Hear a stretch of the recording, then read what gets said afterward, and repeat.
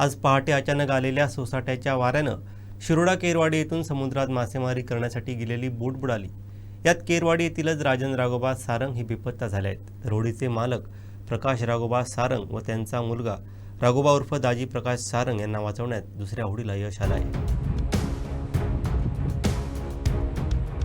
शिरोडा केरवाडी येथून नेहमीप्रमाणे एकाच कुटुंबातील प्रकाश सारंग व त्यांचा मुलगा दाजी व त्यांचा भाऊ राजन सारंग हे मच्छीमारीसाठी समुद्रात गेले होते। यावेळी पहाटे अचानक झालेल्या सोसाट्याच्या वाऱ्यामुळे ही मच्छीमारी बोट उडाली। यात प्रकाश सारंग व त्यांचा मुलगा दाजी यांनी बोटीवर असणाऱ्या ऑइल टँकरच्या सहाय्यानं आपले प्राण वाचवले। त्यानंतर त्या ठिकाणी पोहोचलेल्या दुसऱ्या होडीनं त्यांना किनाऱ्यावरती आणले, मात्र राजन सारंग हे समुद्रात बुडाले।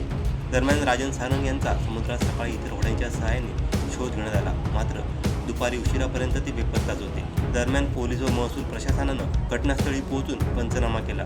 यावेळी घटनास्थळी जिल्हा परिषदचे आरोग्य व शिक्षण सभापती रितेश राऊळ, शिरोडा सरपंच लतिका रेडकर, उपसरपंच चंदन हाडकी, केरवाडी येथील मच्छीमार सोसायटीचे चेअरमन काशीनाथ नार्वेकर यांनी भेट